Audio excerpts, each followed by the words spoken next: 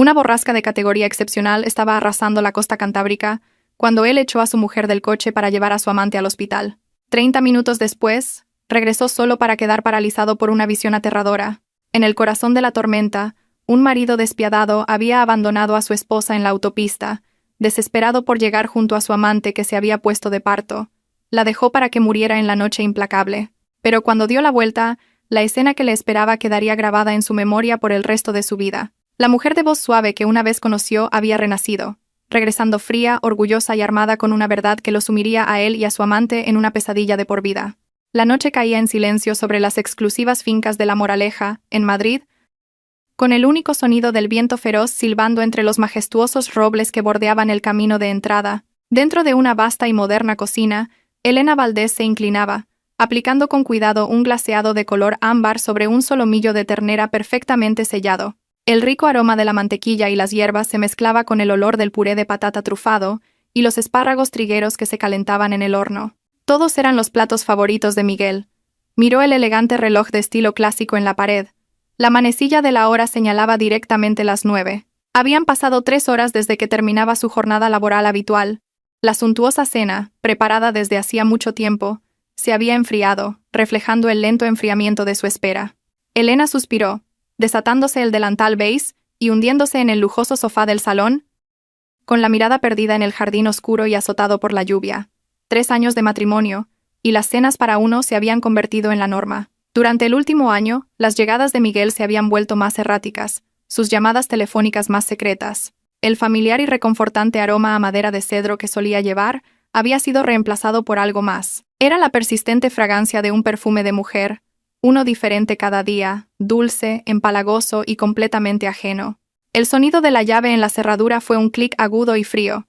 Elena se sobresaltó, levantándose rápidamente, con las piernas ligeramente entumecidas por haber estado sentada tanto tiempo. Miguel Herrero entró, su alta figura trayendo consigo el frío de la tormenta. Su traje de diseño estaba inusualmente arrugado y un dulce aroma floral que ella no reconoció flotaba en el aire. Ciertamente no era el suyo.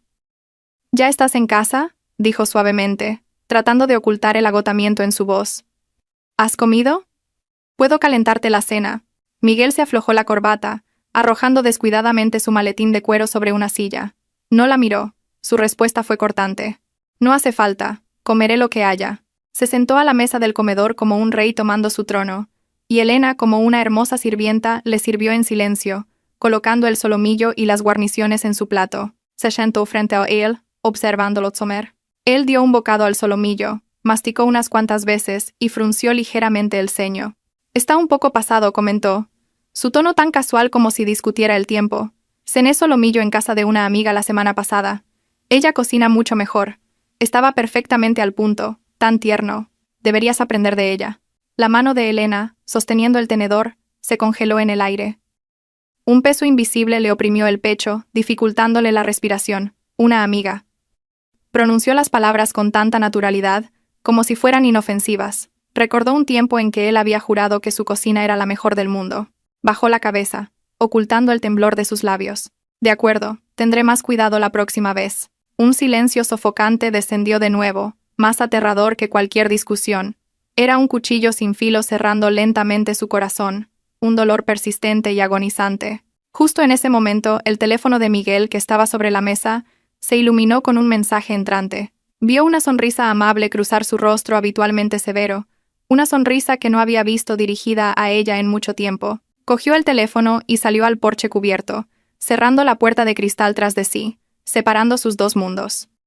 Aunque no podía oír las palabras con claridad, podía sentir la ternura en su voz a través del cristal. «Sí, estoy en casa. ¿Has comido? ¿Estás cansada? No le des vueltas. Duerme un poco. Te veré mañana». Cada palabra ahogada fue suficiente para aplastar los últimos vestigios de esperanza en su corazón. Elena se sentó sola en la fría mesa del comedor, observando la espalda de su marido mientras él derramaba todo su afecto sobre otra mujer. La enorme mansión de repente se sintió cavernosa y helada. Lágrimas que no sabía que estaban por venir cayeron por su rostro, aterrizando en el plato de comida intacto que tenía delante. A la mañana siguiente, Elena se despertó sobresaltada por el incesante timbre de su teléfono. Era Miguel. Su voz al otro lado era impaciente, autoritaria. «El contrato de Inmobiliaria Sol Real está en mi escritorio en el despacho. Tengo una reunión a las 10. Tráemelo a la oficina ahora mismo y date prisa. Colgó antes de que ella pudiera responder. Su indiferencia se había convertido en un reflejo. Elena se miró en el espejo, con los ojos hinchados por una noche de llanto. Se puso lánguidamente un vestido sencillo, encontró el contrato y salió corriendo de casa. La empresa de Miguel, Grupo Herrero, ocupaba las últimas plantas de un reluciente rascacielos en el Paseo de la Castellana. El lugar era un monumento a la riqueza y al poder, lleno de empleados con trajes caros y elegantes, que caminaban con confianza. Elena, con su sencillo vestido color crema, se sintió como una extraña en un mundo que no era el suyo. A pesar de ser la esposa del director general, podía contar con una mano las veces que había estado allí en 3 años. Las recepcionistas la miraron con una mezcla de curiosidad y escrutinio, aunque se mantuvieron profesionales. Señora Herrero, por favor, suba a la última planta. El señor Herrero la está esperando. Elena asintió agradecida y entró en el ascensor privado para ejecutivos. Cuando las puertas se abrieron en la planta 35, la primera persona que vio no fue a Miguel, sino a una joven hermosa con un vestido de trabajo ceñido que acentuaba sus curvas. Estaba junto al escritorio de Miguel, arreglando con cuidado un ramo de fragantes lirios en un jarrón, un acto que parecía a la vez mundano e inquietantemente íntimo. Al ver a Elena, la joven sonrió dulcemente y se acercó. Usted debe ser la señora Herrero. Soy Jessica Martín, la asistente del señor Herrero. Habla de usted todo el tiempo. Sus palabras eran como pequeñas agujas pinchando el corazón de Elena. Miguel habla de mí. Apenas me dirige una palabra civilizada. ¿Cómo podría tener tiempo para hablar de mí con nadie más? Hola. Estoy aquí para dejarle un documento, respondió Elena educadamente, reprimiendo sus emociones. Jessica levantó una mano para colocar un rizo rebelde de su cabello ondulado en su sitio.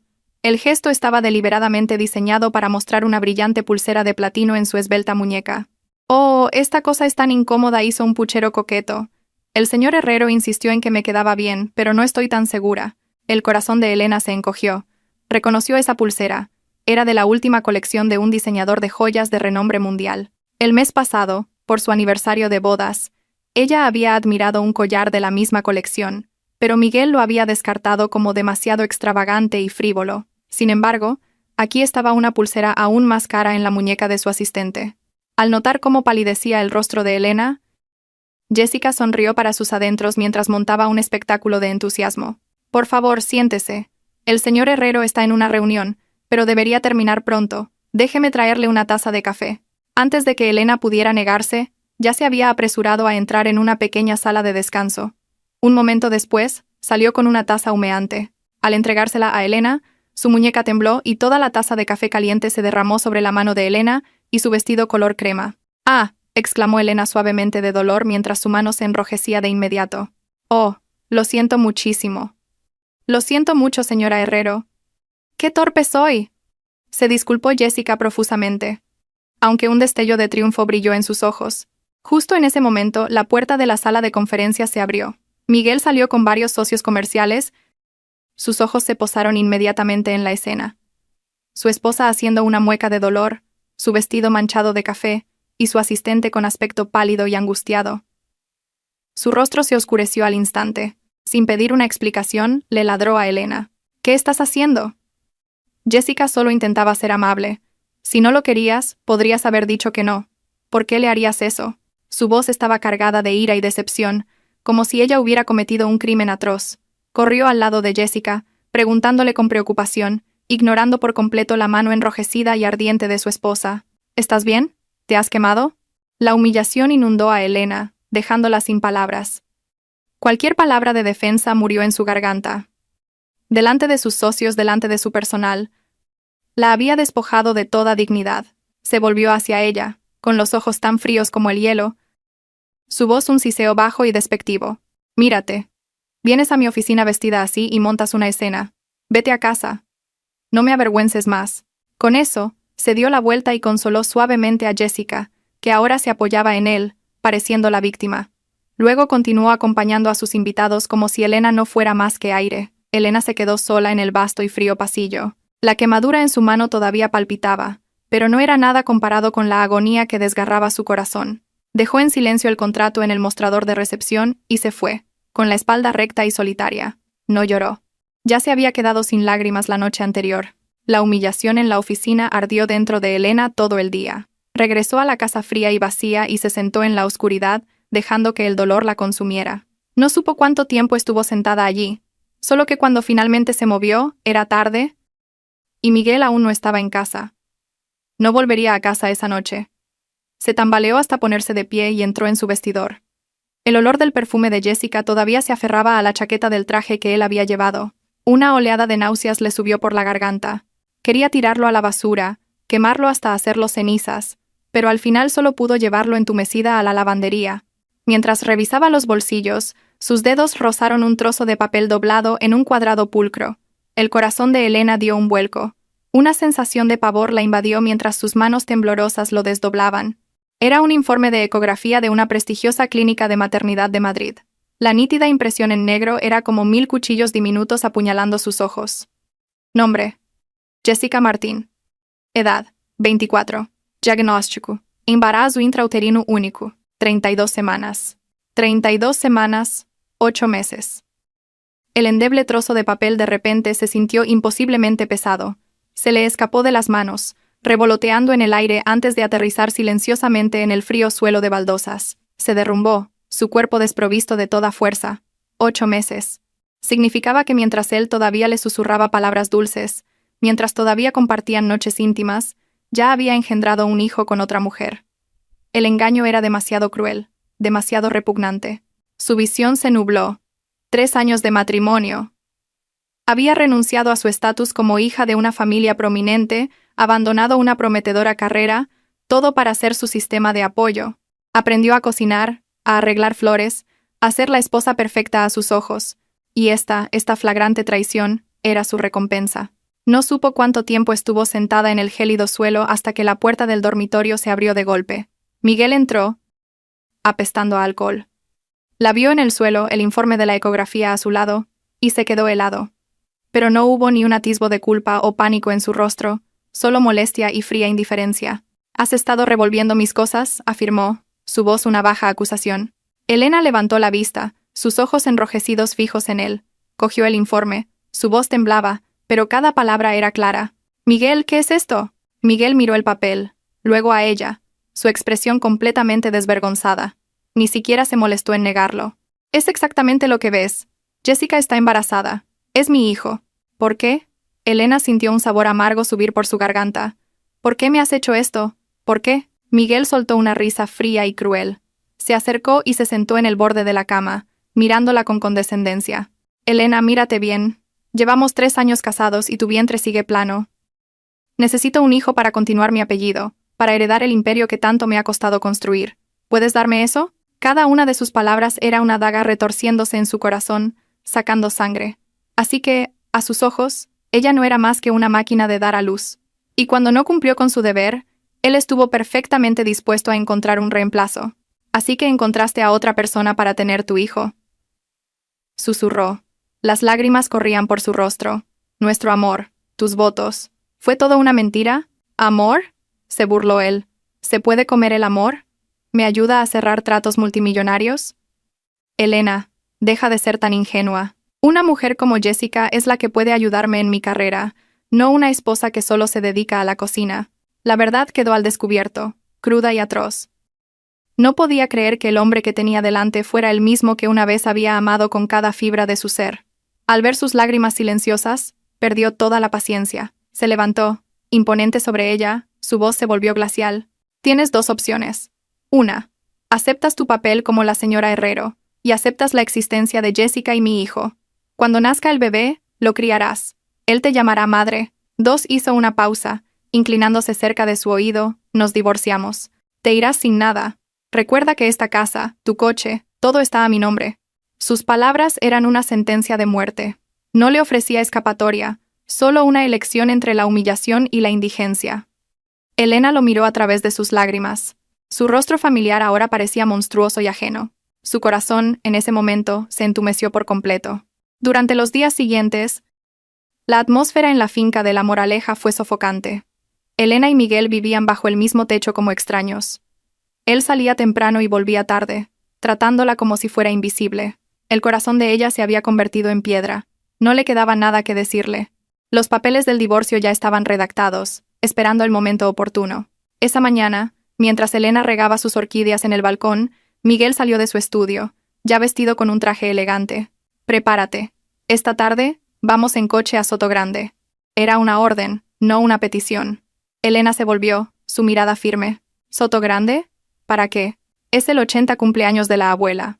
¿Lo has olvidado?, preguntó él, con el ceño fruncido por su supuesta falta de memoria. ¿Cómo podría olvidarlo? Su abuela era la única persona de su familia que alguna vez había sido amable con ella. Pero ya no estaba de humor para interpretar el papel de la hermosa nuera. No voy a ir. Puedes ir tú solo, respondió, su tono firme. Su desafío claramente lo enfureció. Se abalanzó hacia adelante, su gran mano se cerró sobre la muñeca de ella. Elena, no tientes a la suerte. ¿Crees que tienes derecho a negarte? Déjame decirte algo. Mientras seas la señora Herrero, tienes el deber de mantener mi imagen. La imagen de esta familia. Todos en casa saben que tengo una esposa perfecta. ¿Quieres que pierda la cara delante de mis parientes? ¿Imagen? Rió Elena, un sonido amargo y roto. Miguel Herrero, ¿todavía te importa tu imagen? Cuando te acostabas con otra mujer, dejándola embarazada, ¿pensaste alguna vez en mi dignidad? ¡Cállate!, rugió él. Su agarre se tensó, haciendo que le doliera la muñeca. Es asunto mío. No te corresponde a ti juzgar. Vas a ir esta tarde. No me obligues a usar la fuerza.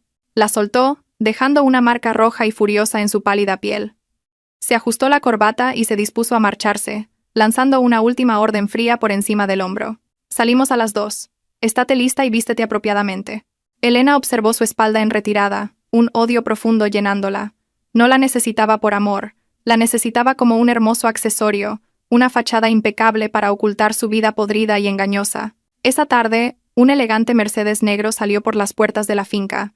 El aire dentro del coche era más frío que el aire acondicionado. Elena miraba por la ventanilla, viendo el paisaje madrileño pasar borroso como una película muda. Miguel se concentraba en conducir, su rostro una máscara inmóvil. No intercambiaron ni una sola palabra. El silencio era pesado, opresivo. Un boletín de noticias en la radio interrumpió una suave melodía. La voz del locutor se volvió grave. Atención, noticia de última hora. La Agencia Estatal de Meteorología ha emitido una alerta por borrasca de consecuencias catastróficas.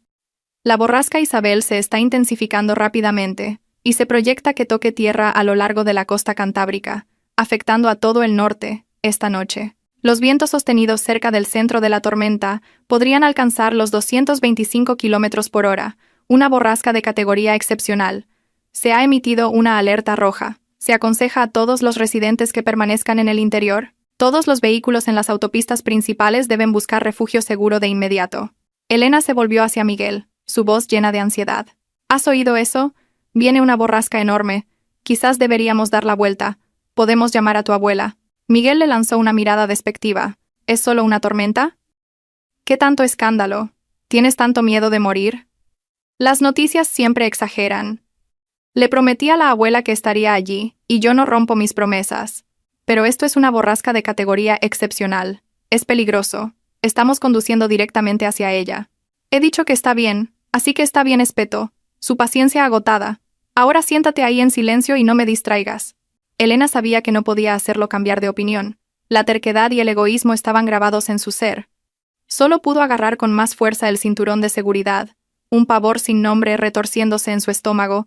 Afuera, el cielo se oscurecía, el viento arreciaba, llevando un frío húmedo y ominoso. Este viaje se sentía malogrado desde el principio. El coche aceleraba por la A1, la arteria principal que conectaba Madrid con el norte de España. El cielo se había vuelto de un gris plomizo y magullado, como si estuviera a punto de colapsar. Gigantescas nubes negras se arremolinaban en lo alto, anunciando la furia inminente de la naturaleza. El viento comenzó a aullar, con ráfagas tan violentas que incluso la pesada berlina de lujo se estremecía. Luego cayeron las primeras gotas de lluvia, comenzando como un ligero golpeteo antes de intensificarse hasta convertirse en un aguacero torrencial. El agua golpeaba el parabrisas en láminas. Los limpiaparabrisas trabajaban a máxima velocidad pero no lograban mantener la vista despejada. La visibilidad se redujo a solo unos pocos metros de un gris borroso y aterrador. Elena se aferró a su bolso, su cuerpo tenso. Podía sentir el peligro acercándose. Con cada ráfaga poderosa, parecía que el coche podría ser levantado de la carretera. Miguel, esto es demasiado peligroso. Por favor, busca una salida, un área de servicio, cualquier cosa. Tenemos que esperar a que pase. Su voz era débil por el miedo.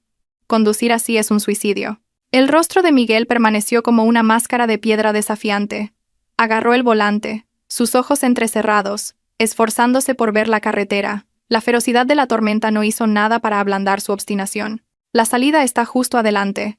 Ya casi llegamos. Deja de montar una escena, ladró, su voz aguda por la irritación. Odiaba este tiempo, y odiaba el miedo de ella. Justo entonces, por encima del rugido de la lluvia y el chillido del viento, sonó su teléfono, un sonido agudo y urgente. La pantalla se iluminó, mostrando un solo nombre. Jessica. Al instante, la irritación y la terquedad desaparecieron del rostro de Miguel, reemplazadas por una ansiedad incontenible. Respondió rápidamente, poniendo la llamada en altavoz para poder conducir. Jessica. ¿Qué pasa? Su voz de repente era suave, una ternura que Elena no había oído en años. Del otro extremo llegó la voz de Jessica, aterrorizada y sollozante, puntuada por respiraciones entrecortadas. Miguel, ¿dónde estás? Ayúdame. El estómago, me duele muchísimo. El corazón de Miguel se encogió. ¿Dónde estás? ¿Qué ha pasado? Cálmate y cuéntame. Me caí en el baño. Ahora, tengo estos calambres horribles. Creo que he roto aguas. El grito de dolor de Jessica resonó en el coche. Miguel, tengo mucho miedo. ¿Nuestro bebé va a estar bien? Por favor, vuelve a por mí. Creo que estoy de parto. ¿De parto? Las palabras golpearon a Miguel como un rayo. Su rostro se puso pálido como un fantasma. Su hijo, el hijo que había estado esperando, estaba a punto de nacer. En ese momento, todo lo demás dejó de existir. La fiesta de su abuela, la borrasca de categoría excepcional, los peligros de la autopista, todo fue borrado de su mente. Todo lo que podía imaginar era a Jessica agonizando y a su hijo nonato. No tengas miedo, quédate donde estás, vuelvo a por ti ahora mismo. ¡Vuelvo ya!, gritó al teléfono, su voz frenética. Sin un momento de vacilación, sin un segundo de reflexión, Miguel Herrero hizo algo demencial. Giró el volante bruscamente hacia la izquierda. El Mercedes negro viró violentamente, iniciando un cambio de sentido en medio de la autopista, directamente en el camino del tráfico que venía en sentido contrario, oculto por la lluvia cegadora. Chirrido. El estruendo de la bocina de un camión y el sonido torturado de sus frenos llenaron el aire junto con las furiosas maldiciones del conductor. Elena gritó, su cuerpo lanzado hacia adelante contra el cinturón de seguridad. Sentía que el corazón se le iba a salir del pecho. Miguel. ¿Estás loco?, chilló, su voz quebrada por el terror. ¿Qué estás haciendo? ¿Quieres morir? Pero Miguel no oía nada. Sus ojos estaban inyectados en sangre, su mente consumida por Jessica y su hijo. Completó el giro temerario, pisó a fondo el acelerador y el coche rugió, acelerando de vuelta en la dirección opuesta, de regreso hacia Madrid, dejando atrás una cacofonía de bocinas furiosas y un desastre casi fatal. El coche volaba como una bestia enloquecida a través de la cortina blanca de lluvia. Elena todavía estaba aturdida por la aterradora maniobra. Miró al hombre a su lado, el hombre que una vez llamó su marido. Su rostro era ahora la máscara de un extraño, una máscara de locura. Sus ojos veteados de rojo, sus rasgos torcidos por una desesperación frenética. Miguel, para el coche ahora mismo, dijo Elena, tratando de mantener la voz firme, pero temblaba traicioneramente. ¿Te das cuenta de lo que acabas de hacer? Casi provocas un accidente catastrófico. Por ella estás dispuesto a tirar tu propia vida. Sus palabras, en lugar de calmarlo, fueron como gasolina en un incendio. Vio sus súplicas como un obstáculo, una molestia. Cada segundo que pasaba era otro segundo de peligro potencial para su hijo, y ella, su esposa legal, estaba aquí sermoneándolo. «Cierra la boca», bramó, su voz más fuerte que la tormenta exterior. «¿Tú qué sabes? Es mi hijo, el heredero de la familia Herrero. ¿Acaso tu vida vale más que la suya?» Sus crueles palabras fueron una puñalada final y brutal en el corazón ya herido de Elena. Estaba atónita, incapaz de creer lo que estaba oyendo. A sus ojos, su vida valía menos que el hijo nonato de su amante. Las lágrimas brotaron de sus ojos, un torrente de dolor y desesperación. Comenzó a suplicar, a rogarle. «Miguel, por favor. No podemos seguir así. La tormenta es demasiado fuerte. Las carreteras están resbaladizas. Piensa en nuestra seguridad. Simplemente detente y podemos llamar a una ambulancia para ella, ¿no?» «¿Llamar a una ambulancia?», se burló. Su risa goteaba desprecio. «¿Y esperar a que se arrastren mientras mi hijo está en peligro?» «No, tengo que llegar yo mismo, ahora». El coche continuó avanzando a una velocidad aterradora. Elena miró por la ventanilla, El paisaje era un borrón. Vio una señal de un tramo desolado de la autopista, una sección con menos coches debido a obras en curso. Una idea monstruosa e impensable surgió en la mente de Miguel. La miró, sus ojos completamente desprovistos de calidez. Su presencia, sus palabras, eran todas una distracción exasperante. Necesitaba llegar al hospital más rápido, y quizás su ausencia le ayudaría a concentrarse. Chirrido. Pisó los frenos a fondo. El coche derrapó sobre el pavimento mojado, deteniéndose en el arcén. Elena fue lanzada hacia adelante, su cabeza por poco no golpeó el salpicadero. Antes de que pudiera recuperarse, Miguel se volvió hacia ella. Sus ojos eran los de un demonio, su voz tan fría y dura como el hielo ártico. «Sal del coche». Elena pensó que había oído mal.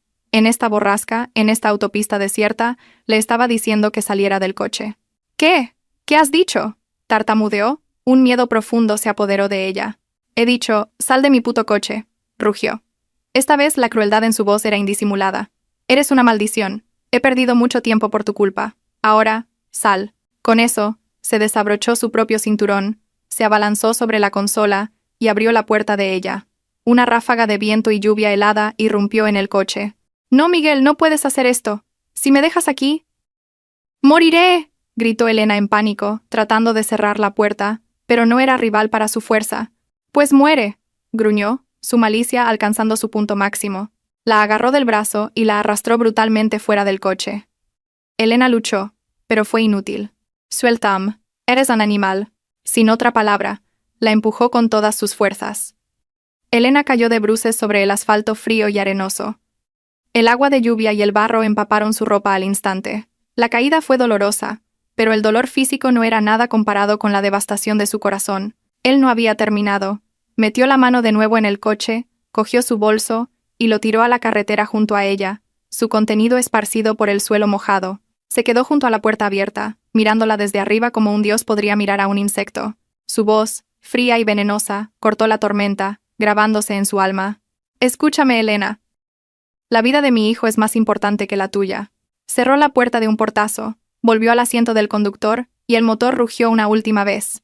El Mercedes negro salió disparado hacia adelante, desapareciendo rápidamente en el velo blanco de la lluvia, dejándola sola en la desolada autopista, abandonada a la furia total de los cielos. Elena yacía en el asfalto, la tormenta azotándola. Ya no sentía el frío, ya no sentía el dolor. Miró en la dirección en que el coche había desaparecido y comenzó a reír. Era un sonido lúgubre, desolado, perdido en el aullido de la borrasca, el sonido de un corazón rompiéndose por última vez. La lluvia continuó su asalto implacable, pero Elena Valdés no sentía nada. Tumbada en el pavimento de la A1, con el vestido empapado y manchado de suciedad, el dolor físico era un eco lejano, comparado con la agonía de un corazón destrozado sin remedio. La desesperación había alcanzado su punto máximo, y luego retrocedido, dejando a su paso una calma aterradora. Las lágrimas se habían ido. No quedaban más por llorar. Se rió. El sonido comenzó como un débil temblor en su garganta, antes de estallar en un lamento crudo y desolado que se mezclaba con el rugido de la borrasca. Era la risa de la liberación, de un final. «Miguel Herrero, has matado personalmente a la esposa que te amaba con toda su alma. A partir de este momento, la Elena que conocías está muerta». Con mano temblorosa, buscó a tientas su bolso. Milagrosamente, su teléfono estaba intacto, aunque resbaladizo por la lluvia. La pantalla parpadeó y se encendió. Su dedo se desplazó por sus contactos, deteniéndose en un número enterrado en lo más profundo de su memoria, un número que se había prometido que nunca volvería a llamar, pero él la había forzado. Respiró hondo y temblorosamente y pulsó el botón de llamada. El tono de llamada era constante, como los últimos latidos de su corazón moribundo. Después de unos segundos, una voz profunda y autoritaria teñida de preocupación respondió: «Elena». Al oír esa voz familiar, la fortaleza de compostura que había construido a su alrededor se derrumbó. Pero no lloró. Su voz era un susurro ronco y extrañamente tranquilo. «Abuelo, soy yo, Elena». «¿Elena? ¿Dónde estás? ¿Por qué tu voz suena así? ¿Qué te ha pasado?» La voz al otro lado se volvió urgente. «Estoy bien», respondió Elena, sus ojos fijos en el vacío de la tormenta. «Estoy en la A1, en dirección a Madrid desde el norte, cerca del kilómetro 158. Estoy atrapada». No mencionó haber sido arrojada del coche. Ni una palabra de queja, simplemente indicó su ubicación. Su calma era más escalofriante que cualquier grito. «De acuerdo. Quédate exactamente donde estás. No te muevas. Mantén tu teléfono contigo. Estoy enviando gente a buscarte ahora mismo. Después de colgar, Elena se acurrucó a un lado de la carretera, abrazándose a sí misma. El tiempo parecía haberse detenido. 10 minutos. 20 minutos. La lluvia comenzó a amainar, pero el cielo permanecía negro como el carbón. Unos 30 minutos después, el Mercedes negro de Miguel Herrero regresó. No había vuelto por remordimiento o preocupación por su seguridad. Después de llamar al hospital y enterarse de que Jessica solo había tenido un susto, y su condición era estable, su frenesí maníaco disminuyó. La lógica regresó, y con ella el miedo. ¿Y si realmente moría? ¿Y si alguien descubría que había abandonado a su esposa en una borrasca? Estaría en serios problemas. La autopreservación, no el amor, lo había hecho regresar. Pero a medida que su coche se acercaba al tramo familiar de la carretera, se quedó helado. Sus ojos se abrieron con incredulidad ante la escena que tenía delante. La autopista, antes desolada, ahora estaba iluminada como si fuera de día. Un convoy de 5 Audi Q7 negros, todos con matrículas oficiales del estado, estaba estacionado en una línea perfecta e imponente. Sus faros de alta intensidad cortaban la oscuridad, iluminando el área. Rodeando los vehículos había hombres con trajes oscuros y equipo táctico, de pie en guardia con una quietud inquietante, sus ojos agudos escaneando los alrededores. El aire crepitaba con un aura de poder absoluto, que haría temblar a cualquiera. Su coche de lujo, comparado con esta comitiva, parecía un juguete barato. Y entonces la vio. Elena estaba siendo ayudada a ponerse de pie por un hombre de aspecto distinguido con un traje a medida que sostenía respetuosamente un gran paraguas sobre ella. Un pesado abrigo de aspecto oficial estaba sobre sus hombros, protegiendo su pequeña y empapada figura. El hombre abrió con cuidado la puerta del vehículo principal, un Q7 especialmente blindado, y la ayudó a entrar. Justo antes de que la puerta se cerrara, la mirada de Elena recorrió la escena. Aterrizó en su coche, sus ojos se encontraron con los suyos, aterrorizados. No había odio en su mirada, ni dolor. Era tan fría como un glaciar milenario, tan afilada como una cuchilla, atravesando directamente su alma. Era la mirada de una extraña, llena de desprecio y finalidad absoluta. La puerta se cerró. El formidable convoy comenzó a moverse, alejándose con una gracia silenciosa e intimidante, dejando a Miguel Herrero solo en su coche. Su rostro estaba ceniciento, sus manos agarraban el volante, pero aún temblaban incontrolablemente. El sudor frío perlaba su frente. Matrículas oficiales. Un equipo de seguridad. Elena. ¿Con quién se había casado exactamente? ¿Y qué acababa de tirar por la borda? Un pavor aterrador y sin precedentes lo consumió. Sintió como si acabara de mirar al abismo. El convoy de todoterreno se movió rápida y silenciosamente, saliendo de la autopista por una carretera privada y sin señalizar que se adentraba en las colinas de la Sierra de Guadarrama. Esta era la entrada a una finca privada de alta seguridad, un lugar completamente inaccesible para el público. El vehículo principal se detuvo ante una gran casona de piedra que, aunque histórica, irradiaba un aura de inmenso poder. El mismo asistente abrió respetuosamente la puerta para Elena. Ahora estaba envuelta en una cálida manta de lana, con una taza de té caliente en las manos, ayudando a restaurar algo de calor. Dentro, el calor de una chimenea rugiente la envolvió. En el gran salón, un anciano con una cabeza llena de pelo blanco y una postura recta como una vara de medir, estaba sentado en un gran sillón tallado. Vestía ropa informal y sencilla, pero la formidable presencia que exudaba era innegable. Sus ojos, profundos y agudos, estaban llenos de una mezcla de profunda angustia y furia pura, mientras contemplaba el estado miserable de su única nieta. Era Álvaro Valdés, una leyenda viva de la política española, un exministro que, aunque retirado, todavía comandaba una inmensa influencia sobre los mundos político y financiero. «Abuelo», dijo Elena suavemente, su voz aún ronca. Álvaro Valdés se levantó, caminando rápidamente para abrazarla. Su abrazo fue cálido y sólido. «Elena, mi niña, cuánto has sufrido». Elena no lloró. Solo asintió en silencio, el calor derritiendo un pequeño trozo del hielo alrededor de su corazón. Después de ducharse y cambiarse a ropa seca y cálida, se sentó frente a su abuelo. El asistente, un hombre llamado David, que era su jefe de gabinete de mayor confianza, permanecía en silencio cerca. «Cuéntame qué ha pasado». La voz de Álvaro era baja, pero la autoridad del poderoso exministro había regresado. Y Elena se lo contó. Habló con una calma escalofriante. Le habló de sus 3 años de matrimonio, de su silenciosa resistencia. Le habló de Jessica Martín, la ecografía, el embarazo de 8 meses. Le habló del viaje a Sotogrande, la borrasca, la fatídica llamada telefónica, y finalmente le contó cómo Miguel Herrero la había echado del coche en la tormenta Y sobre sus últimas palabras: la vida de mi hijo es más importante que la tuya. Con cada palabra que pronunciaba, la expresión del exministro se oscurecía. El aire en la habitación se volvió pesado, denso de rabia tácita. David, de pie a un lado, apretó los puños, su propia ira palpable. Atreverse a tratar así a la princesa de la familia Valdés. Ese tal Herrero tenía ganas de morir. Cuando Elena terminó, miró a su abuelo, sus ojos ya no débiles, sino llenos de una nueva determinación de acero. «Abuelo, quiero el divorcio». Álvaro no dijo nada. Simplemente extendió la mano y secó suavemente una única lágrima que se había escapado y trazado un camino por su mejilla. Luego, se volvió hacia David. Su voz era tranquila, pero cada palabra aterrizaba con el peso de un martillo, llevando la furia de un viejo león. «David». «Sí, señor ministro David», se puso en posición de firmes. «Investiga todo sobre ese niñato, Miguel Herrero, y esa, fulana, su empresa, sus socios, cada cuenta bancaria. Quiero un informe completo en mi escritorio en 1 hora». «Sí, señor». Y Álvaro hizo una pausa. Una luz fría brilló en sus ojos. «Haz una llamada a la agencia tributaria. Usa nuestra influencia. Quiero una congelación inmediata de todos los activos vinculados a Miguel Herrero y al grupo Herrero. Cada cuenta, cada acción, cada propiedad. Quiero que se quede sin un céntimo. A ver cómo piensa mantener a su precioso hijo sin dinero». La orden del exministro fue absoluta. La retribución acababa de comenzar.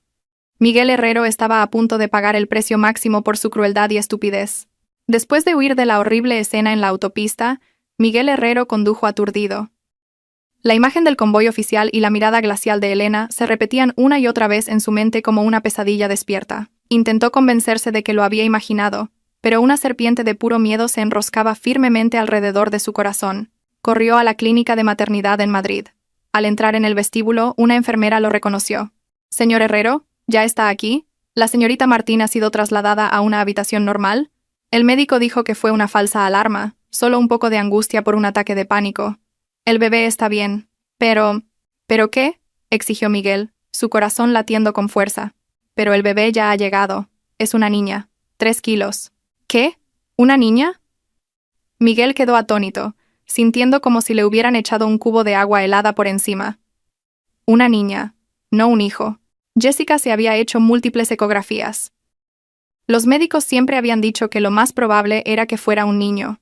Una ola de amarga decepción lo invadió, extinguiendo lo último de su ansiedad.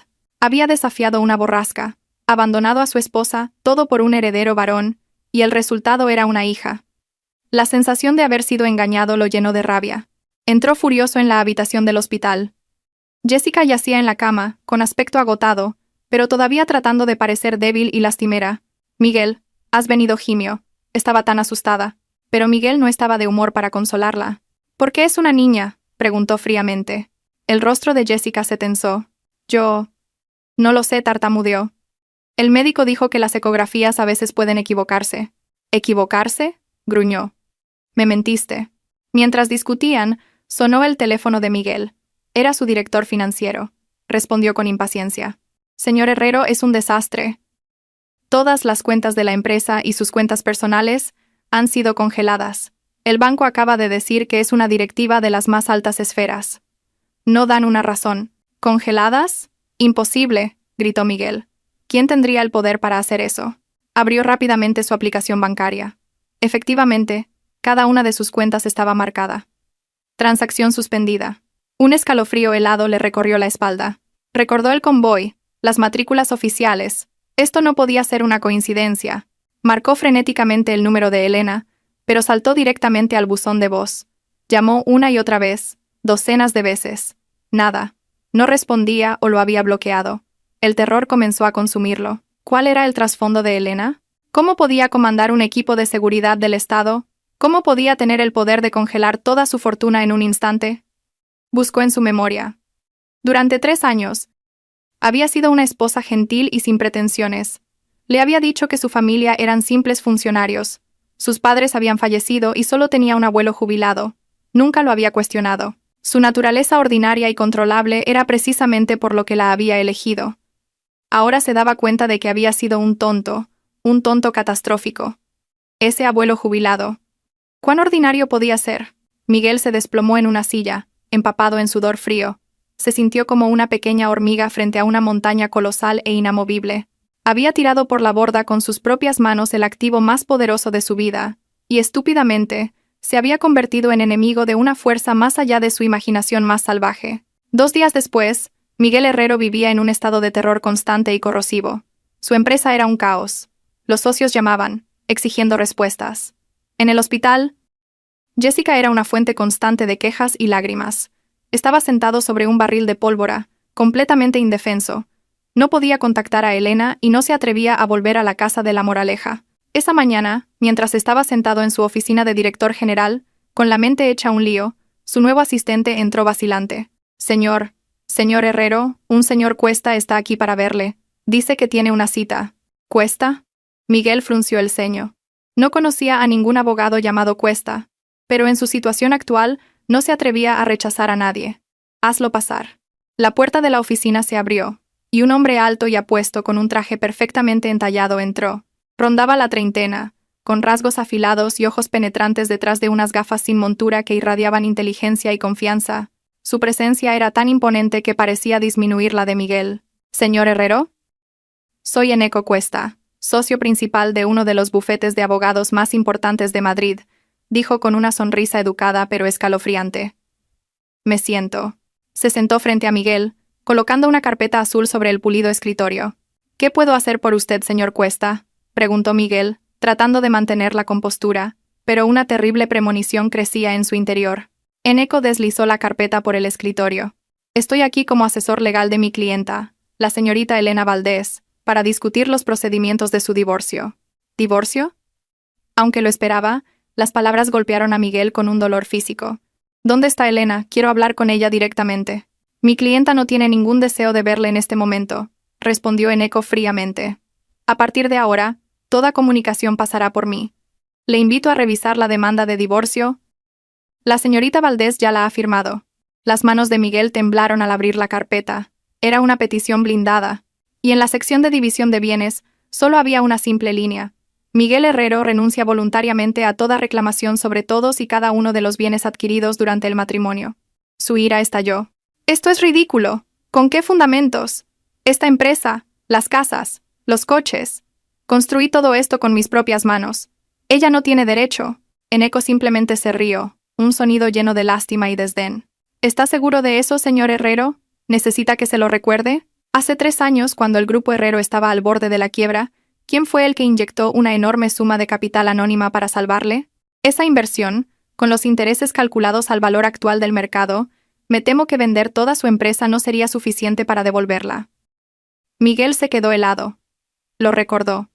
Una misteriosa afluencia de dinero lo había salvado de la ruina. Siempre había pensado que fue un golpe de suerte, un inversor benévolo y desconocido. Nunca imaginó que fuera la familia de Elena. Viendo su silencio, Eneco asestó el golpe final. Sacó otro documento de su maletín. Quizás todavía no comprende su situación. Esta es una copia de la orden de la agencia tributaria para congelar sus activos. ¿Ve el sello en la parte inferior? Miguel miró el sello oficial grabado con el escudo y las palabras Agencia Estatal de Administración Tributaria. La imagen lo golpeó como un mazo. Hacienda, un exministro. Todo estaba horrible y aterradoramente claro. Había perdido, total y completamente. Eneco se levantó, ajustándose la chaqueta del traje. Tiene 3 días para considerarlo, señor Herrero. Si no firma, nos veremos en los tribunales. Pero confío en que un hombre inteligente como usted sabe qué elección es la más conveniente para sus intereses. Se detuvo en la puerta, volviéndose. Ah, y una cosa más. Le recomendaría que hiciera una prueba de ADN a esa niña recién nacida. A veces, las mayores sorpresas llegan cuando menos te las esperas. Eneco se fue, dejando a Miguel solo en la vasta oficina. Se desplomó en su sillón de cuero, completamente agotado. La demanda de divorcio y la orden de Hacienda yacían en su escritorio como 2 sentencias de muerte. Lo había perdido todo. Miguel permaneció inmóvil en su oficina durante horas después de que Eneco Cuesta se fuera. El sol de la tarde proyectaba largas sombras en la habitación, haciendo que su caro sillón de cuero pareciera un trono en una tumba. Sentía que su vida era esa sombra, estirada hasta la extenuación en la desesperación antes de disolverse en la oscuridad. Los papeles del divorcio y la orden de congelación federal yacían en su escritorio, burlándose de su estupidez. Un exministro. Hacienda, Elena Valdés. Las tres frases se retorcían en su mente, un huracán de arrepentimiento que barría hasta el último ápice de la arrogancia que había pasado su juventud construyendo. Había intentado llamar a algunos contactos de alto nivel que le había costado una fortuna agasajar. La respuesta fue un silencio atronador. Sus llamadas no fueron respondidas, o si las contestaban, la persona al otro lado balbuceaba una excusa sobre una reunión y colgaba. Era como si fuera una plaga a evitar. Comprendió entonces que, en los pasillos del poder, nadie se atrevía a cruzarse con la influencia detrás de ese sello oficial. Estaba completamente aislado. El intercomunicador de su escritorio sonó. Un sonido estridente en el silencio. Lo cogió con cansancio. Señor Herrero, el presidente López de Inmobiliaria Sol Real está en la línea. ¿Se la paso? La voz de su asistente era tímida. Inmobiliaria Sol Real era su mayor socio, representando más del 40% de los ingresos de su empresa. Su proyecto conjunto de apartamentos de lujo era su gallina de los huevos de oro. Una chispa de esperanza se encendió en el pecho de Miguel. Quizás el presidente López podría ayudar. Pásamela inmediatamente. La línea se conectó. Miguel forzó un tono servil. Señor López, soy Miguel Herrero. ¿A qué debo el placer? En contraste con su fingido entusiasmo, la voz del presidente López era fría y distante. Señor Herrero, le llamo para informarle de que, a partir de hoy, Inmobiliaria Sol Real rescinde oficial y unilateralmente todos los contratos de asociación con el Grupo Herrero. ¿Qué? Miguel estaba atónito, un zumbido en sus oídos. Señor López, debe estar bromeando. Nuestro proyecto avanza perfectamente. ¿Por qué tan de repente? No hay razón, declaró el presidente López rotundamente. Ha sido una decisión de nuestro Consejo de Administración. Nuestros abogados se pondrán en contacto con usted para tratar las penalizaciones por incumplimiento de contrato. Adiós. Clic. La línea se cortó. Miguel se quedó helado. El teléfono se le resbaló de la mano y cayó silenciosamente sobre la alfombra de felpa. Rescindir los contratos. La retirada de Sol Real era una sentencia de muerte para el Grupo Herrero. El masivo flujo de capital se cortaría. La mitad de su empresa quedaría paralizada al instante. Antes de que pudiera procesarlo, su móvil comenzó a sonar sin parar. Eran sus jefes de proyecto. Señor Herrero, malas noticias. Inspectores de trabajo acaban de hacer una redada en la obra del centro. Citan importantes violaciones de seguridad y han emitido una orden de paralización indefinida. Señor, el proyecto del resort también ha sido clausurado. Afirman que infringe una zona de preservación histórica. La orden vino de Patrimonio Nacional.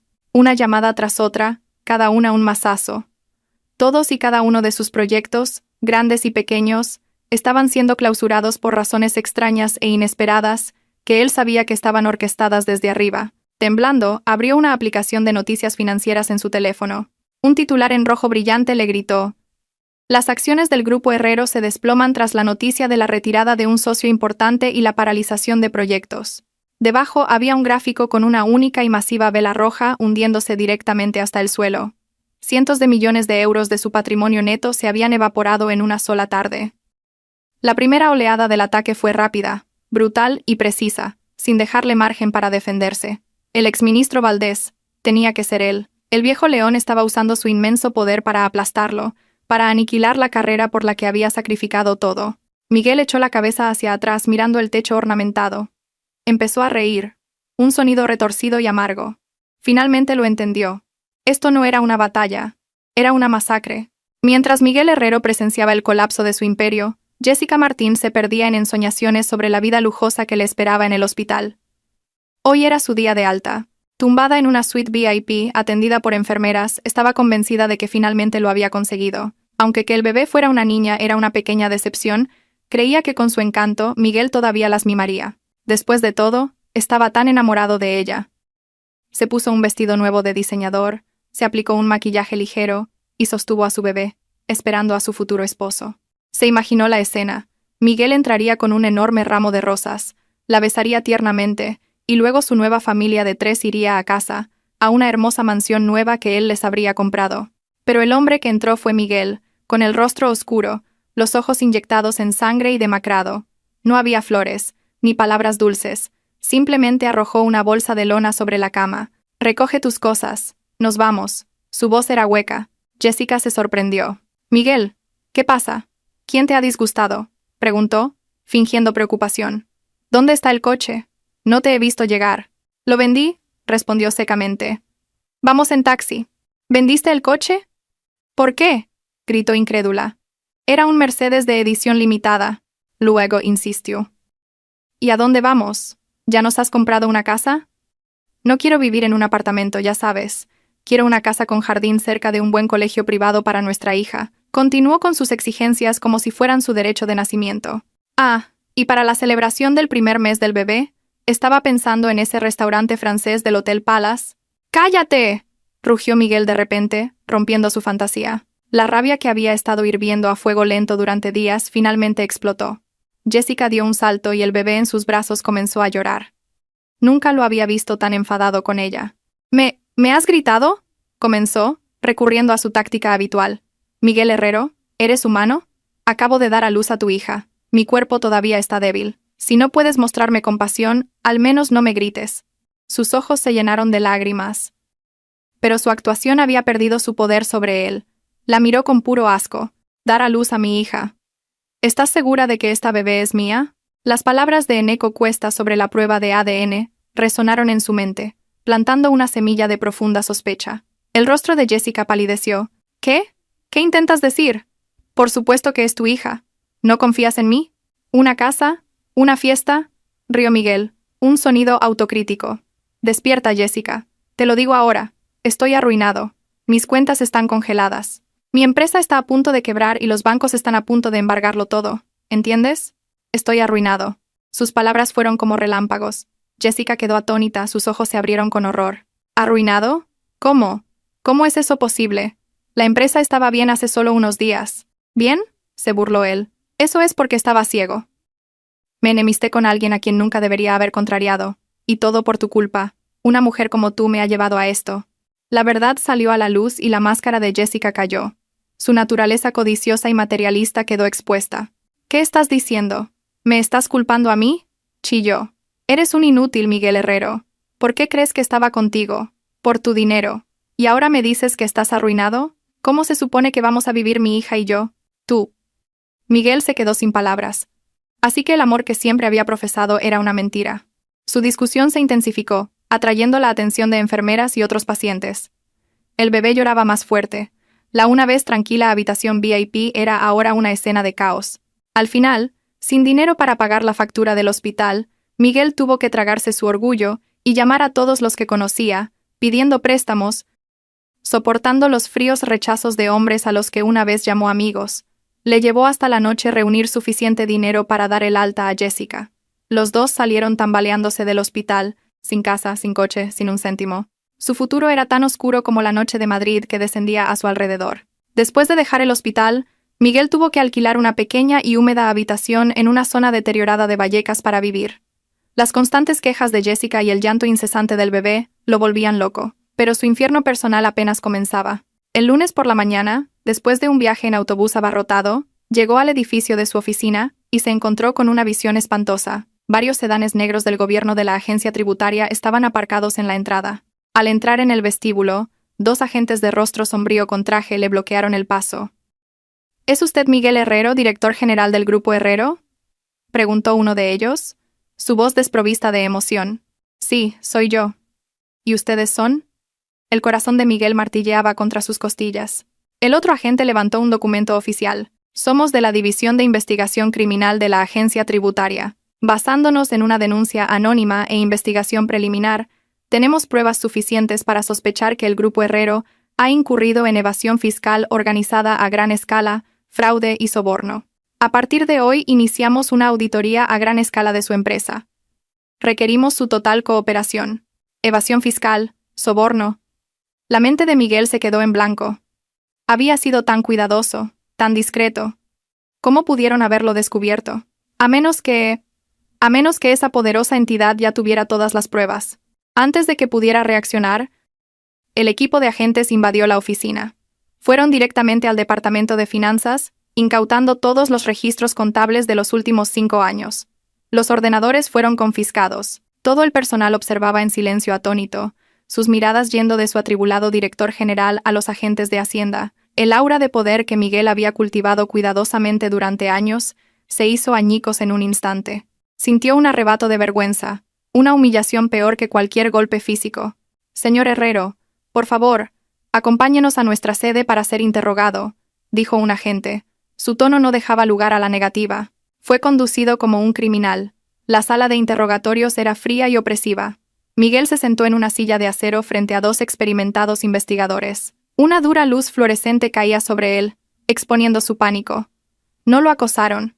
En cambio, presentaron con calma una prueba tras otra, desmantelando sistemáticamente sus defensas. Señor Herrero, ¿podría explicar esta comisión de consultoría de 5 millones de euros pagada al jefe de la Concejalía de Urbanismo del Ayuntamiento el pasado marzo? Tenemos registros que muestran que ese dinero fue transferido más tarde a la cuenta offshore de su hija. ¿Y los beneficios de esta promoción inmobiliaria, por qué no fueron declarados en sus estados financieros? La evasión fiscal estimada asciende a más de 20 millones de euros. ¿A dónde fue ese dinero, señor Herrero? Cada pregunta, cada número, cada documento que producían era un hecho frío y duro. ¿Eran las cuentas fantasma? ¿Las facturas falsas? Todo el sistema fraudulento que había construido. Había pensado que estaba enterrado para siempre, pero lo habían desenterrado con una facilidad aterradora. El sudor frío le corría por la espalda, tenía la garganta seca, no podía pronunciar una sola palabra de negación, sabía que era inútil, lo tenían. El interrogatorio duró todo el día. Cuando finalmente le permitieron irse, ya era de noche. Salió tambaleándose del edificio de Hacienda, física y mentalmente destrozado. Sabía que ahora se enfrentaba a algo mucho peor que la quiebra. La cárcel. En los días que siguieron fue citado repetidamente. La prensa se enteró de la historia. Los titulares resonaban en los sitios de noticias. El Imperio Herrero se desmorona en medio de un escándalo fiscal masivo. El CEO Miguel Herrero bajo investigación por soborno a funcionarios. Su carrera, su reputación, su fortuna, todo de lo que alguna vez se había sentido orgulloso se estaba convirtiendo en cenizas. Estaba acorralado, sin salida. Mientras Miguel se ahogaba en un lodazal de problemas legales y deudas, en otro mundo, un mundo que ya no podía tocar, Elena Valdés comenzaba su nueva vida. Esa noche, se celebraba una gala benéfica de alto perfil en un gran salón de baile en el corazón de la ciudad. Era un evento para las figuras más influyentes del país en la política, el ejército y los negocios. Los flashes de las cámaras eran implacables. Cada invitado que caminaba por la alfombra roja era un nombre que podía hacer temblar los cimientos de la economía española. De repente, todo el salón quedó en silencio. Todas las miradas, todas las cámaras, se volvieron hacia la entrada principal. Un Maybach blindado hecho a medida se detuvo. Eneco Cuesta, con un aspecto deslumbrante en un smoking, salió. No entró, sino que rodeó el coche para abrir él mismo la otra puerta. Una mano esbelta y pálida emergió, seguida de una figura grácil. Era Elena Valdés. Llevaba un vestido de alta costura a medida de seda verde esmeralda, intrincadamente bordado con un delicado hilo de plata. El diseño se ceñía a su figura, resaltando su perfecta silueta. Su cabello oscuro estaba peinado en un elegante recogido, revelando un cuello grácil adornado con un impresionante collar de diamantes. Su maquillaje era sutil, pero acentuaba una belleza que era a la vez etérea e imponente. Pero lo que realmente asombró a la multitud no fue su belleza, sino su aura. Se había ido la Elena gentil y sumisa que se escondía detrás de su marido. La Elena de hoy tenía ojos tranquilos pero agudos, una sonrisa gentil pero distante. Irradiaba un aire de poder noble, frío y formidable. Se erguía como una orquídea rara e intocable. Tomó el brazo de Eneco Cuesta y se deslizó por la alfombra roja. Los flashes de las cámaras eran cegadores, pero ella permaneció perfectamente compuesta, ofreciendo serenos saludos a conocidos, figuras poderosas que Miguel Herrero solo podría haber soñado conocer. ¿No es esa la nieta del exministro Valdés? Hacía mucho tiempo. Más bella que nunca la saludó un ministro del gabinete con una cálida sonrisa. Señorita Valdés, he oído que la empresa de biotecnología en la que ha invertido está mostrando resultados increíbles. Un verdadero prodigio, comentó con admiración un general de 4 estrellas. Ella simplemente sonrió y ofreció respuestas modestas. Su aparición junto a Eneco Cuesta, el águila legal de Madrid, desató inmediatamente una oleada de especulaciones. Su resplandeciente imagen fue transmitida en vivo en un canal nacional de noticias financieras. En una habitación estrecha y sórdida en Vallecas, Miguel Herrero estaba acurrucado en un colchón hundido, bebiendo de una botella de whisky barato. La vieja televisión estaba sintonizada en ese mismo canal. Ya no le importaban los teletipos de la bolsa. Solo quería beber hasta olvidar su miserable realidad. Y entonces la vio. La imagen de Elena llenó la pantalla, hermosa como una diosa, irradiando poder del brazo de un hombre distinguido. Estaba sonriendo, una sonrisa genuina que nunca antes había visto. Crash. La botella de whisky se le resbaló de la mano y se hizo añicos en el suelo. Se arrastró hacia la televisión, con los ojos desorbitados por la incredulidad. Esa mujer regia, principesca, ¿era realmente Elena? ¿La misma esposa que había abandonado cruelmente en una borrasca? Escuchó las palabras aduladoras del comentarista. Nieta del legendario exministro Álvaro Valdés, una brillante inversora por derecho propio, la joya de la corona de la familia Valdés. Cada palabra era una aguja perforando su corazón. Lo entendió todo. Había tirado un diamante de valor incalculable para recoger una piedra sin valor. Había destruido con sus propias manos el único puente que podría haberlo llevado a la verdadera cima del poder. Un arrepentimiento y un terror devoradores se apoderaron de él. Se dio cuenta de que no solo había perdido a una esposa, había perdido el mundo entero. Se hundió en el suelo sucio, agarrándose la cabeza, y soltó un aullido gutural y desesperado. Pero era demasiado tarde. En el bufete de abogados más lujoso de Madrid, Eneco Cuesta se recostó en su sillón de cuero, sus ojos escaneando los documentos que su asistente acababa de entregar. Era un hombre de una eficiencia letal. Para él, la venganza perfecta no era un aplastamiento ruidoso y brutal de un oponente, sino un despojo lento e inteligente de sus máscaras, dejándolos caer en el abismo de su propia creación de la manera más dolorosa y humillante posible. Miguel Herrero estaba casi acabado, pero la carta final, Jessica Martín, aún no se había jugado. Señor Cuesta, este es el expediente completo sobre Jessica Martín, que solicitó, informó el joven asistente. Eneco lo despidió con un gesto. Pasó las páginas, una sonrisa fría se formó en sus labios. El pasado de esta aparentemente inocente joven asistente estaba, como sospechaba, lejos de ser limpio. El informe era exhaustivo. El verdadero nombre de Jessica Martín era Jennifer Mullen. Creció en un pobre pueblo rural de Extremadura y abandonó el instituto para buscar fortuna en la ciudad. Había cambiado su nombre, borrado su historial, y se había reinventado como una urbanita educada.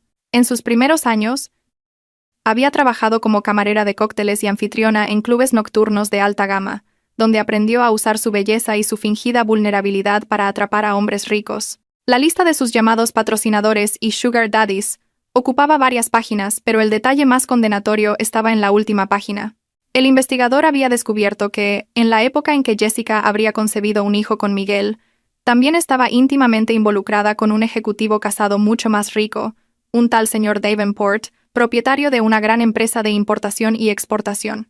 El informe incluía varias fotos espontáneas de Jessica del brazo del señor Davenport, entrando en un hotel de 5 estrellas. Las fechas de las fotos eran una prueba irrefutable. Eneco cerró el expediente. No iba a publicar esta información de una vez. Eso sería demasiado fácil. Quería que Miguel sufriera el tormento de la sospecha, que cavara por la verdad él mismo y que fuera destruido por ella. Llamó a su asistente. Selecciona algunas de las fotos de la señorita Martín con otros hombres, difumina sus rostros y fíltrelas a algunos foros de cotilleos en línea. Haz que parezca una típica exposición de una vida amorosa desordenada. Sí, señor. Además, continuó Eneco, su voz baja y calculadora, inicia un rumor. Insinúa que la hija recién nacida del director general del Grupo Herrero no se parece en nada a él, que su amante fue vista con otro magnate. Deja que se extienda por los círculos empresariales que Miguel solía frecuentar. Quiero que le llegue, pero tiene que parecer natural. Entendido, señor. Me encargaré de ello inmediatamente. Eneco colgó, girando su silla para mirar la ciudad que se extendía ante él. El tablero de ajedrez estaba preparado. Cada movimiento estaba bajo su control. Miguel Herrero, tu tragedia no ha hecho más que empezar. Pagarás por cada lágrima que Elena derramó. Los rumores tienen piernas y viajan rápido, especialmente en una alta sociedad ávida de cotilleos. En pocos días, los susurros llegaron a Miguel Herrero exactamente como Eneco había planeado. Estaba en su habitación estrecha cuando recibió una llamada de un antiguo conocido de negocios. Oye, Herrero, ¿eres tú? La voz del hombre era excesivamente amistosa, teñida de regodeo. He oído que la empresa tiene problemas.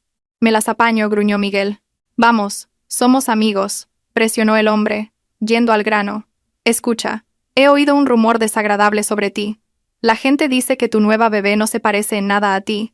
Dicen que tu secretarita solía estar con el viejo Davenport, el de la empresa de importación. Por supuesto no me lo creo. Es solo gente envidiosa hablando. Solo quería avisarte, ya sabes, por si alguien intenta fastidiar a tu familia. Bueno, me voy. Clic. Miguel colgó. Su rostro, ceniciento. Por supuesto no me lo creo. pero sabía que donde hay humo, hay fuego. Las palabras de Eneko Cuesta resonaron en su cabeza. Le recomendaría que hiciera una prueba de ADN. La semilla de la duda, una vez plantada, brotó en un monstruoso árbol de sospecha, ahogando toda razón. Empezó a observar a Jessica más de cerca. Notó que cada vez que lamentaba su ruina financiera, los ojos de ella brillaban con molestia, no con simpatía. Estaba irritable y evasiva cada vez que le preguntaba por su pasado. La sospecha se convirtió en una certeza corrosiva. Tenía que saberlo. A la mañana siguiente, le dijo a Jessica que llevaba al bebé a sus vacunas de rutina. Jessica, ocupada con una mascarilla facial, simplemente lo despidió con un gesto. «Anda, y tráeme un poco de esa sopa cara de camino». Miguel sostuvo al bebé, escrutando su pequeño rostro, buscando cualquier parecido con él mismo. No había ninguno. No se parecía en nada a él y tampoco a Jessica. Un escalofrío se instaló en su corazón. No fue a la clínica. Fue a un parque tranquilo. Arrancó con cuidado unos finos cabellos de la cabeza del bebé y algunos de los suyos, sellándolos en una bolsa de plástico. Usando lo último de su dinero, fue a un laboratorio de ADN privado y solicitó una prueba de paternidad anónima. La espera de los resultados fue agónica. Unos días después, mientras dormía, Jessica revisó su cartera en busca de dinero. Encontró el recibo del laboratorio de ADN. Las palabras prueba de paternidad estaban impresas claramente en él. ¡Sas! La cartera golpeó la cara de Miguel despertándolo. El rostro de Jessica ya no era suave y lastimero. Estaba contorsionado por la furia. «Explica esto, Miguel Herrero». «¿Qué es esto?», chilló, agitando el recibo. Sabía que ya no podía ocultarlo. Se incorporó, su voz fría. «Es exactamente lo que parece. ¿No confías en mí? ¿Crees que no es tu hija?» Jessica se puso histérica. «Bastardo, eres un fracasado. Ahora que estás arruinado, te vuelves contra mí y mi hija. ¿Acaso eres un hombre?». Se abalanzó sobre él, arañando y golpeando. La pequeña habitación se convirtió en un campo de batalla. Gritos, el estrépito de objetos y los llantos del bebé llenaron el aire. «¡Quítate de encima!», rugió, apartándola de un empujón. La farsa había terminado. Jessica se sentó en el suelo, llorando y maldiciendo. «Así es. Me arrepiento. Me arrepiento de haber sido tan estúpida como para seguir a un perdedor como tú. Desperdicié mi juventud contigo». «¿Para qué? ¿Este tugurio? ¿Un marido inútil? Me has arruinado la vida, Miguel Herrero». Una relación construida sobre mentiras y dinero se desmoronó una vez que esos cimientos desaparecieron. La vida en la habitación se convirtió en un infierno silencioso y sofocante. Y entonces llegó el día del juicio. Un correo electrónico llegó a su bandeja de entrada. Asunto: resultados de la prueba de ADN. Su corazón se detuvo. Su mano temblaba sobre el ratón. Hizo clic para abrir el PDF adjunto. Se desplazó directamente a la conclusión. Las palabras en negrita lo golpearon como un yunque. Basado en el análisis de 24 marcadores genéticos, el presunto padre, Miguel Herrero, queda excluido como padre biológico de la menor analizada. La probabilidad de paternidad es del 0%. 0%. El mundo de Miguel se derrumbó alrededor de ese número redondo y perfecto. No gritó. Una calma aterradora lo invadió. Simplemente miró la pantalla y comenzó a reír, un sonido roto y agonizante. Era un payaso, un completo idiota. Lo había sacrificado todo. Una esposa que realmente lo amaba, una familia poderosa, su carrera, su futuro, todo por una mentira. El gran amor que creía haber encontrado era una trampa. El hijo que había anhelado nunca existió. La mujer que había protegido era una serpiente venenosa. Apagó tranquilamente el ordenador y esperó. Un rato después, Jessica volvió de un paseo. «¿Qué haces sentado en la oscuridad como un fantasma?», espetó. Él no dijo nada. Solo levantó su teléfono, la pantalla mostrando los resultados de la prueba. En el momento en que Jessica vio probabilidad de paternidad es del 0%, el color se drenó de su rostro. Eso es falso. «Lo has falsificado para incriminarme», tartamudeó, pero su voz temblorosa la traicionó. Miguel se levantó lentamente, sus ojos vacíos. «¿Cuánto tiempo vas a seguir con la farsa?». Sabiendo que el juego había terminado, Jessica se derrumbó, agarrándose a sus piernas y sollozando. «Miguel, lo siento, me equivoqué. Pero lo hice porque te quiero mucho. Tenía miedo de que no me quisieras sin un bebé». «¿Amor?», susurró Miguel, su voz un siseo demoníaco. La calma finalmente se rompió y un volcán de rabia reprimida estalló. La agarró por el pelo. «Dime quién es el bastardo que engendró a esta niña. Dímelo». «Yo no lo sé». ¡Zas! Una fuerte bofetada la hizo caer al suelo. El bebé chilló. «Me arruinaste la vida. Sucia mentirosa. Perdió todo el control, golpeándola sin piedad. La pequeña habitación se llenó de gritos y llantos. Finalmente, la arrastró hasta la puerta y la arrojó al sucio pasillo. Volvió a entrar, agarró al bebé que lloraba y lo arrojó a los brazos de Jessica, seguido de su bolsa de pertenencias. ¿Fuera? Las dos. Fuera de mi vista y no me dejéis volver a veros nunca más. La puerta se cerró de un portazo. Un final cruel y definitivo para su estúpida y autoinfligida tragedia. Después de echar a Jessica y a la niña, Miguel Herrero se convirtió en un cadáver andante. Se encerró en la habitación maloliente con licor barato, pero la realidad era ineludible. El último clavo fue martillado en el ataúd del Grupo Herrero. La investigación por evasión fiscal y soborno concluyó. Con pruebas irrefutables, probablemente proporcionadas por la familia Valdés, Hacienda emitió una resolución final. El Grupo Herrero era responsable de casi 1.000 millones de euros en impuestos atrasados, multas y sanciones. 1.000 millones. Para el antiguo Grupo Herrero, habría sido una lucha. Para la actual cáscara endeudada de una empresa, era una sentencia de muerte. Fue convocado a un bufete de abogados que representaba a sus acreedores. Vestido con ropa andrajosa y apestando a alcohol, entró en la lujosa sala de conferencias para enfrentarse a un panel de hombres con trajes elegantes que lo miraban con desdén. Señor Herrero, dijo fríamente el abogado principal, como sabe, su empresa es insolvente. Nos vemos obligados a solicitar la quiebra. Colocaron una gruesa pila de documentos frente a él. Esta es la solicitud de quiebra. Por favor, firme aquí. Su mano tembló al coger el bolígrafo. El mismo tipo de bolígrafo que una vez usó para firmar acuerdos de 9 cifras, ahora usado para firmar el certificado de defunción de su propia empresa. Miró la línea que decía, representante legal, Miguel Herrero, luego cerró los ojos y garabateó una firma débil y temblorosa. Lo que siguió fue un borrón frío e impersonal. Los funcionarios judiciales precintaron la sede de la empresa. La reluciente placa de latón del Grupo Herrero fue arrancada de la pared. Cinta blanca fue pegada en las puertas de cristal, poniendo fin oficialmente a su otrora glorioso imperio. A Miguel se le permitió volver a su oficina una última vez. El edificio estaba vacío, sus pasos resonaban en el silencio. Entró en su antigua oficina, el símbolo de su éxito con su vista panorámica de la ciudad donde una vez se había sentido como un rey. Todo era solo cenizas, ahora. No tenía nada que empacar. Solo tomó la única foto de su escritorio, su foto de boda con Elena. Ella sonreía, una sonrisa brillante y feliz. Él también sonreía. La sonrisa de un vencedor. Acarició su rostro en la foto, y por primera vez en lo que pareció una eternidad, lloró. La había perdido para siempre. Al salir del edificio, recibió otra llamada. El banco. La finca de La Moraleja, su coche deportivo, sus últimos activos restantes, todo estaba siendo subastado para pagar sus deudas. Ahora era oficialmente un sin techo, y no tenía un céntimo. Se quedó de pie en medio de la bulliciosa multitud de Madrid, perdido e invisible. Había caído desde el pico más alto al abismo más profundo, y sabía que esto todavía no era el final. La habitación que Miguel había alquilado estaba en un callejón oscuro y húmedo en un rincón olvidado de la ciudad, un lugar para trabajadores inmigrantes y sueños rotos. El aire estaba cargado del olor a grasa, moho y desesperación. Para un hombre que había vivido en una mansión de La Moraleja, esta era la máxima humillación. Llevaba 3 días de retraso en el alquiler. Esa mañana, se despertó sobresaltado por un violento golpeteo en la puerta. Bang, bang, bang. Herrero, moroso, abre esta puerta. Era su casera, una mujer corpulenta y agresiva. La abrió a regañadientes. ¿A qué viene tanto ruido?, gruñó, tratando de aferrarse a un último jirón de dignidad.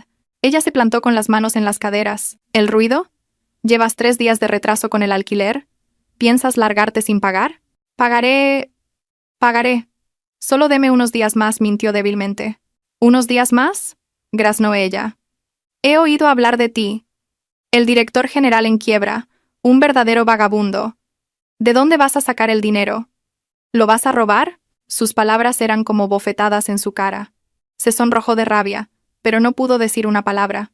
No me importa, declaró ella. Si no hay dinero hoy, te largas. No dirijo una organización benéfica para perdedores como tú. Irrumpió en la habitación y comenzó a tirar sus escasas pertenencias, unas pocas ropas raídas, una manta delgada, al pasillo. Fuera, fuera y no vuelvas. Miguel se quedó helado, viendo cómo su vida era arrojada como basura. Él, un hombre que una vez comandó salas de juntas, estaba siendo desahuciado y humillado por una casera de un barrio bajo. La cruel ironía era un dolor peor que perder su fortuna. Te arrepentirás de esto, Siseo. Una amenaza vacía. Sí, estoy temblando de miedo, se burló ella, cerrando la puerta de un portazo y echando la llave. Se quedó en el sucio pasillo con su montón de trastos, objeto de las miradas compasivas y despectivas de sus vecinos. Empacó en silencio sus cosas en una bolsa rota, y salió arrastrando los pies del callejón. No tenía a dónde ir. Ahora era oficialmente un hombre sin hogar en las calles de Madrid. Los días que siguieron fueron un infierno. Vagaba por las calles de día, mezclándose con la multitud para ocultar su vergüenza. Por la noche, dormía bajo puentes o en parques. Comía comida desechada de los contenedores de los restaurantes, peleando con perros callejeros por las sobras. Era un verdadero vagabundo, sucio, andrajoso y apestoso. Pero en las profundidades de su desesperación, una idea desesperada se apoderó de él. Elena. Solo ella puede salvarme.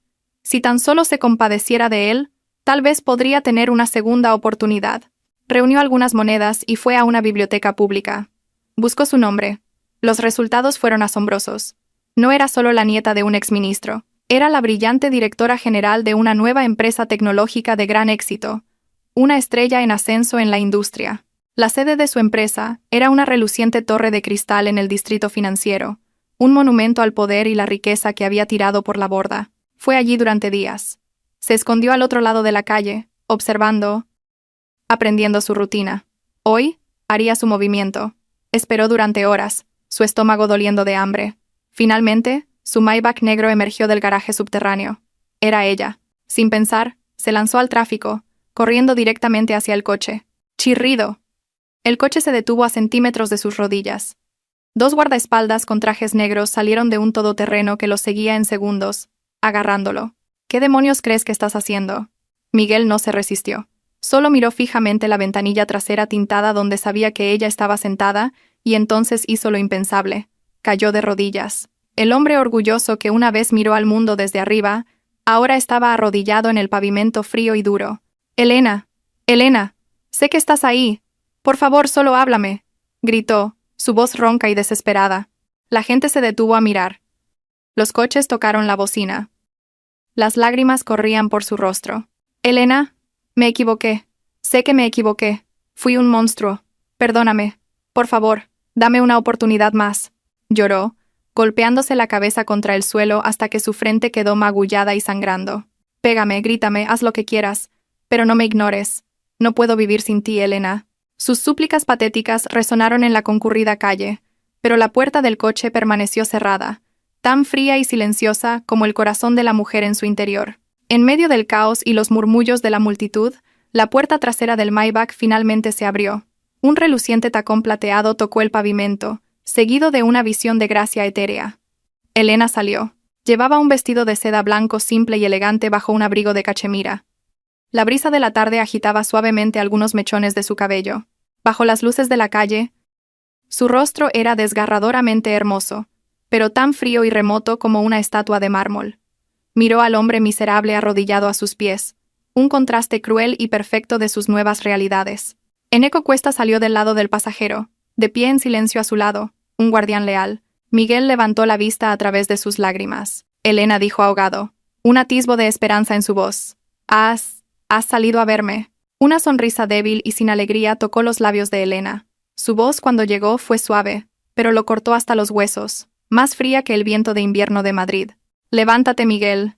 Estás ensuciando el pavimento». Sus palabras no contenían ira, ni odio, solo pura indiferencia glacial. Y fue esa indiferencia la que finalmente mató la última chispa de esperanza dentro de él. Permaneció de rodillas, negando con la cabeza. «No me levantaré hasta que me perdone». Se lanzó a su última y desesperada actuación. «Elena, fui un idiota. Fui engañado por esa arpía. Me arrepiento cada día. Por favor, créeme una última vez». Elena escuchó impasible hasta que él agotó sus patéticas súplicas. Entonces habló. «¿Mi perdón?» Hizo una pausa. Sus ojos se encontraron con los de él. «No eres digno de él». 4 simples palabras. Un golpe fatal. «¿Por qué?», gimió. «Lo he perdido todo. He sido castigado. ¿Qué más quieres de mí?» «¿Castigado?». Elena soltó una risa suave y triste ante su estupidez. «Miguel, todavía no lo entiendes. Todo lo que te ha pasado no es por mi culpa. Es la consecuencia de tu propia crueldad, de tus propias elecciones». Dio un paso más cerca, su voz se volvió afilada. En el momento en que me echaste de ese coche en una borrasca para salvar a otra mujer y a su hijo bastardo, se acabó. Nuestro amor, nuestra historia, todo murió en esa autopista. Se apartó, dándole la espalda, no dispuesta a mirarlo ni un segundo más. No vuelvas a aparecer ante mí nunca más. La próxima vez no serán mis guardaespaldas quienes te aparten. Volvió a entrar en el coche. Eneko le sostuvo la puerta, luego ocupó su lugar. El Maybach se deslizó silenciosamente, dejando a Miguel Herrero arrodillado solo en la calle, sus sollozos desesperados tragados por la ciudad indiferente. La venganza más dulce no es causar dolor a tu enemigo, sino hacerle comprender que en tu mundo ya no existe. Después de ser echada por Miguel, la vida de Jessica se convirtió en una pesadilla nómada. Sus ahorros menguaron. Su belleza, su único activo, se desvaneció bajo el estrés de la pobreza y la maternidad soltera. Vivía en la miseria, a menudo descargando su desdicha en la niña inocente cuyos llantos crispaban sus nervios. Su única esperanza era encontrar al verdadero padre del bebé, el rico señor Davenport. Sabía que no les daría un lugar en su vida, pero tenía que proporcionar apoyo financiero. Con una gran suma de dinero, podría empezar de nuevo. Después de días de acosarlo, lo acorraló en el aparcamiento de un exclusivo club de golf. «Señor Davenport», gritó, corriendo delante de su coche, sosteniendo al bebé. Davenport, un hombre corpulento de mediana edad, palideció. «¿Qué haces aquí? Te dije que nunca me contactaras. No puedes abandonarnos sin más», sollozó. «Esta es tu hija, mírala. No puedes simplemente dejar a tu propia hija». Mientras discutían, una voz femenina aguda cortó el aire. «¿Ah, sí? ¿Un lugar en su vida?» «Hay que tener cara, zorrita». Una mujer lujosamente vestida y goteando diamantes estaba detrás de ellos, flanqueada por 4 hombres grandes y de aspecto amenazador. Era la señora Davenport, una mujer conocida por su crueldad. «Cariño, yo», tartamudeó Davenport temblando. «¡Sas!». Ella le dio una fuerte bofetada en la cara. «No me vengas con cariño, cerdo infiel». Luego dirigió su venenosa mirada a Jessica. «¿Y tú? ¿Te atreves a seducir a mi marido y a intentar extorsionarlo con una niña?» Jessica retrocedió aterrorizada. «Señora, por favor. No es así. La bebé es inocente». «No me importa si la bebé es inocente, pero sé que tú no lo eres», se burló la señora Davenport. «Usas esa cara bonita para arruinar familias, ¿verdad?». Hizo un gesto a sus matones, que agarraron a Jessica, ignorando sus gritos. «Bueno, hoy te voy a quitar esa cara. A ver a quién puedes seducir entonces». De su bolso sacó un cúter afilado. «No, por favor, no», chilló Jessica. Pero era demasiado tarde. Con una mano fría y firme, la señora Davenport deslizó la cuchilla por la mejilla de Jessica. Un chorro de sangre, un grito horrible, y se acabó. Limpió tranquilamente la cuchilla, arrojó al bebé que lloraba a la colapsada Jessica, y se fue con su séquito, dejando a Jessica retorciéndose en un charco de su propia sangre. Su belleza, el arma que había esgrimido toda su vida, había desaparecido para siempre. Su futuro sería uno de dolor, vergüenza y pesadillas interminables. Bajo un paso elevado de la autopista, Miguel Herrero tiritaba con un abrigo andrajoso. Estaba esquelético, atormentado. Hacía 2 días que no comía. Todo el orgullo había desaparecido, reemplazado por la necesidad primordial de sobrevivir. Se tambaleó hacia un mercado nocturno cercano, no para comprar comida, sino para rebuscar en los contenedores detrás de los puestos. Mientras hurgaba en un montón de basura, vio una figura familiar acurrucada en un rincón oscuro. Era Jessica. Parecía incluso peor que él.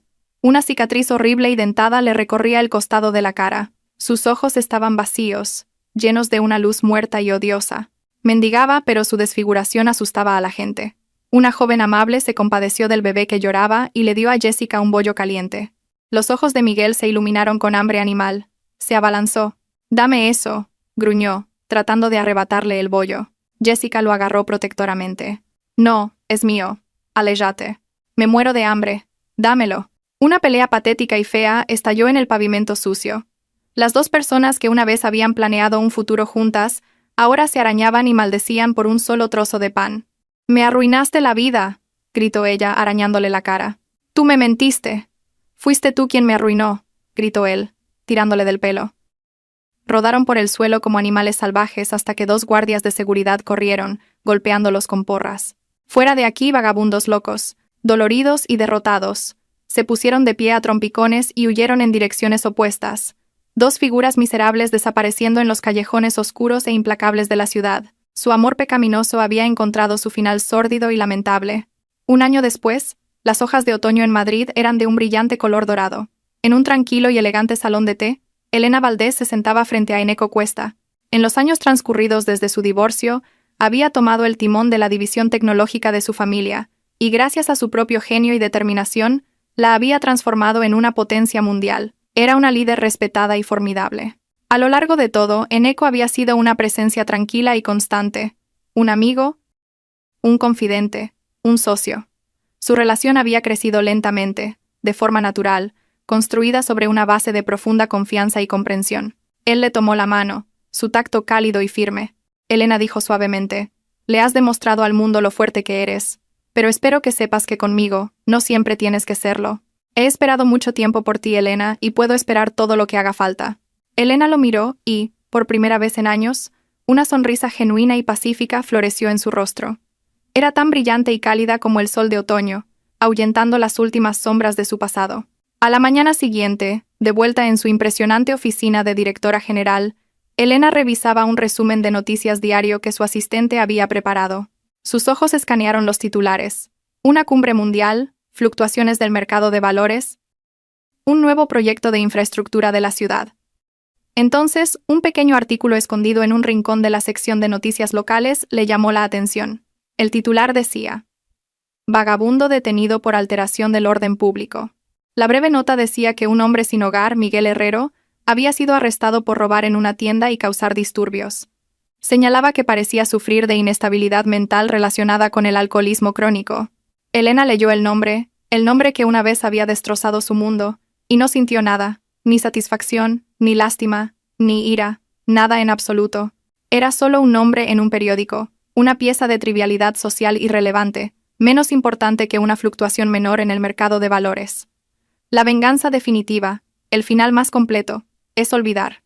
Relegar a alguien tan completamente al pasado que deja de existir en tu presente.